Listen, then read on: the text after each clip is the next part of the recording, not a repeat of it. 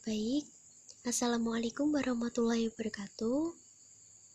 Perkenalkan, kami dari kelompok 10 izin mempresentasikan hasil diskusi dari kelompok kami mengenai proses penjaminan mutu dalam pembelajaran daring. Sebelumnya, perkenalkan anggota kelompok kami. Yang pertama saya sendiri, Laila Maratus Soleha dengan NPM 043. Yang kedua ada Dewi Fatmah Humayroh dengan NPM 063. Dan yang terakhir ada Ahid Fandi Ramdhani dengan NPM 079. Di sini ada submateri yang akan kami sampaikan. Yang pertama ada pengertian dan ruang lingkup. Yang kedua ada asesmen dalam pembelajaran daring. Yang ketiga ada prinsip dan evaluasi asesmen pembelajaran daring. Yang keempat ada ruang lingkup dan mutu rancangan program pembelajaran daring.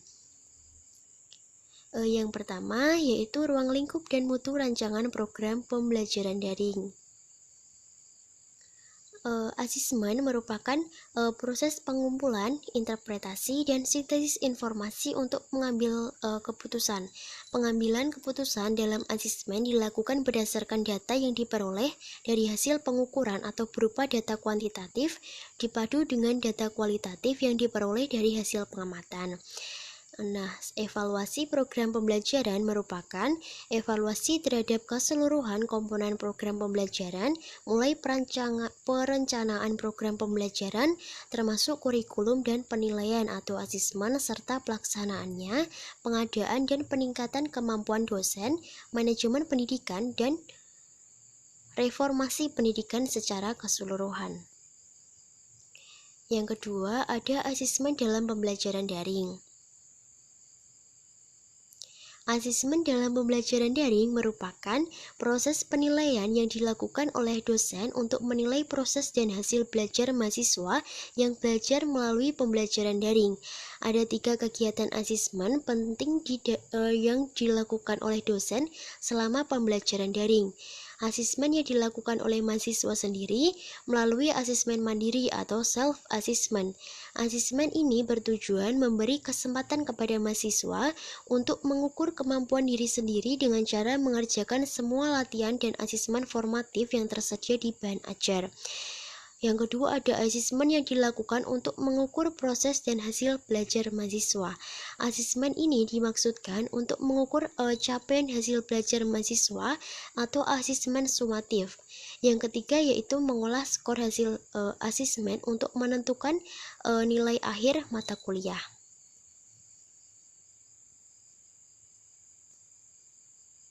Yang ketiga akan disampaikan oleh Ahid Fandi Ramdhani, silahkan.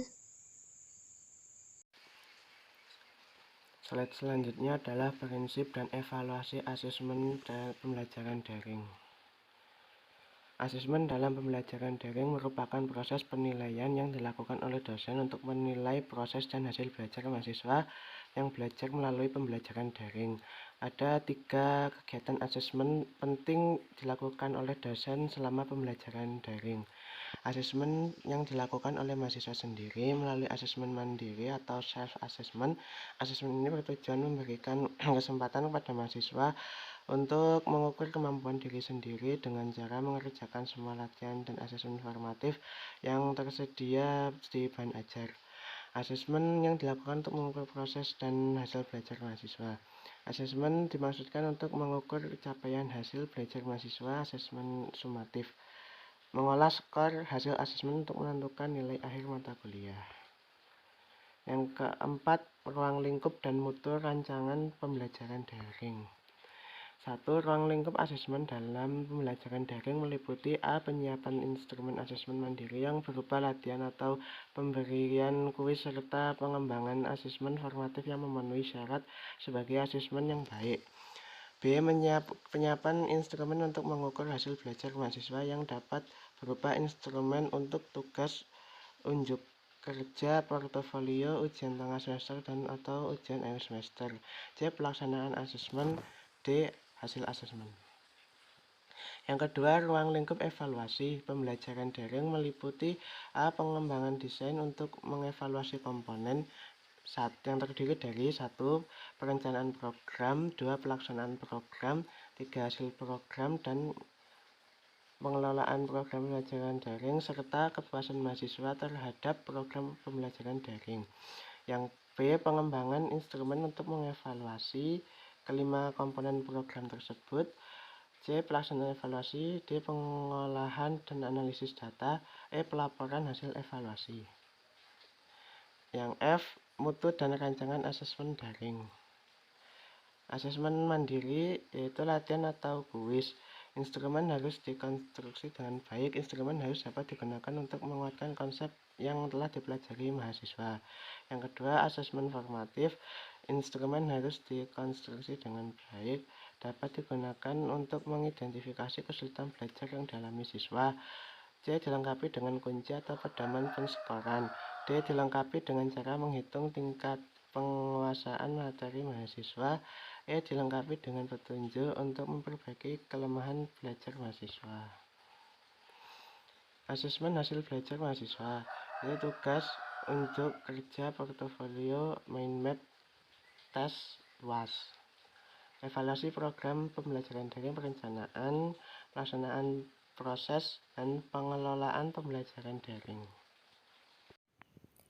Pemaparan selanjutnya yakni mengenai asesmen mandiri. Yang pertama, hasil program. Hasil program berupa hasil belajar mahasiswa. Hasil belajar mahasiswa berupa penguasaan kompetensi yang telah ditentukan dalam silabus dan SAP. Kemudian, pengukuran kompetensi hasil belajar mahasiswa dilakukan dengan menggunakan instrumen yang valid dan reliable. Kemudian yang kedua ada kepuasan mahasiswa, meliputi kepuasan mahasiswa terhadap pelayanan dalam pembelajaran daring merupakan salah satu tolak ukur keberhasilan program. Kepuasan mahasiswa terhadap layanan program pembelajaran daring meliputi kepuasan mahasiswa terhadap persiapan pelaksanaan program dan hasil program. Yang kedua, kepuasan mahasiswa terhadap layanan program pembelajaran daring dievaluasi dengan menggunakan instrumen yang valid dan reliable. Pembahasan selanjutnya yakni mengenai pengembangan instrumen asesmen.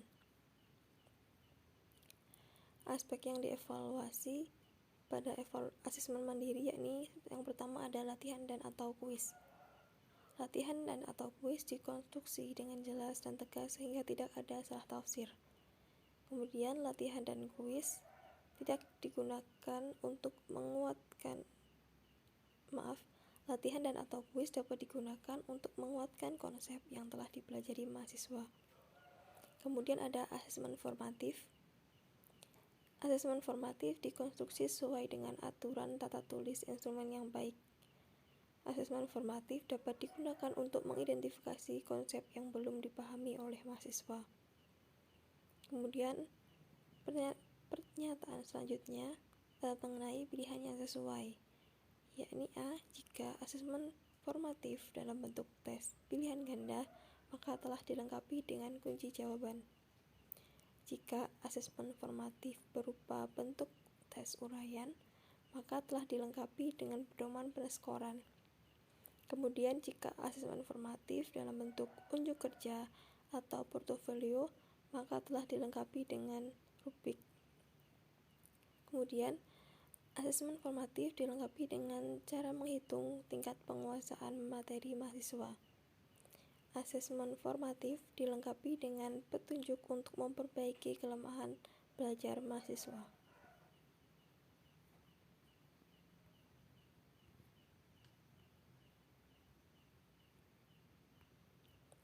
Kemudian ada asesmen hasil belajar mahasiswa, meliputi tugas, unjuk kerja, portofolio, mind test, dan UAS. Yang pertama, instrumen yang digunakan dalam asesmen sumatif dapat digunakan untuk mengukur kompetensi yang telah ditetapkan dalam silabus dan SAP. Dosen telah mengembangkan kisi-kisi asesmen sumatif.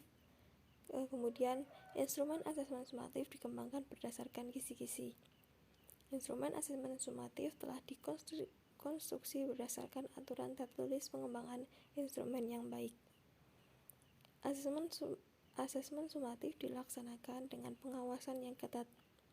Telah diyakini bahwa mahasiswa peserta asesmen sumatif adalah mahasiswa yang benar atau bukan joki. Kemudian, Ruang pelaksanaan asesmen sumatif telah diatur sedemikian rupa sehingga tidak memungkinkan mahasiswa melakukan kecurangan dalam mengikuti. Berikut daftar pusaka yang kami gunakan untuk menyusun PowerPoint pada pertemuan kali ini. Demikian presentasi dari kelompok kami.